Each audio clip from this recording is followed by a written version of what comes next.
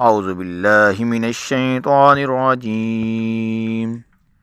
بسم الله الرحمن الرحيم. يا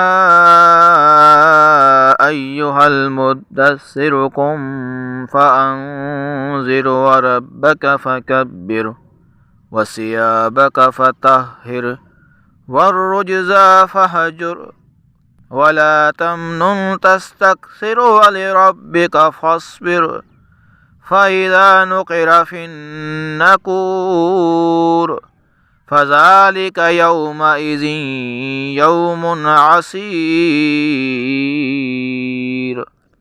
على الكافرين غير يسير ذرني ومن خلقت وحيدا وجعلت له مالا ممدودا وبنين شهودا ومهدت له تمهيدا ثم يطمع أن أزيد كلا إنه كان لآياتنا عنيدا سأرهقه صعودا إنه فكر وقدر فقتل كيف قدر ثم قتل كيف قدر ثم نظر ثم عبس وبصر ثم أدبر واستكبر فقال إن هذا إلا سحر يؤثر إن هذا إلا قول البشر سأصليه سقر وما أدراك ما سقر لا تبقي ولا تذر لواحة للبشر عليها 19 وما جعلنا أصحاب النار إلا ملائكة وما جعلنا عدتهم إلا فتنة للذين كفروا ليستيقن الذين أوتوا الكتاب ويزداد الذين آمنوا إيمانا ولا يرتاب الذين أوتوا الكتاب والمؤمنون وليقول الذين في قلوبهم مرض والكافرون ماذا أراد الله بهذا مثلا كذلك يضل الله من يشاء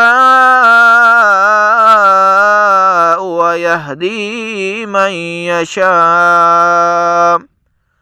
وما يعلم جنود ربك إلا هو وما هي إلا ذكرى للبشر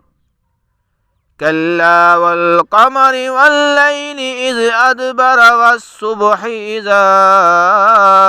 أسفر إنها لإحدى الكبر نذيرا للبشر لمن شاء منكم أن يتقدم أو يتأخر كل نفس بما كسبت رهينة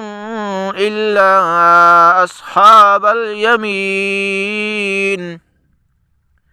في جنات يتساءلون عن المجرمين ما سلككم في سقر قالوا لم نك من المصلين ولم نك نطعم المسكين وكنا نخوض مع الخائضين وكنا نكذب بيوم الدين حتى أتانا اليقين فما تنفعهم شفاعة الشافعين فما لهم عن التذكرة معرضين كأنهم حمر مستنفرة فرت من قسورة بل يريد كل امرئ منهم أن يؤتى صحفا منشرة كلا بل لا يخافون الآخرة كلا إنه تذكرة فمن شاء ذكره وما يذكرون إلا أن يشاء الله هو أهل التقوى وأهل المغفرة صدق الله العظيم.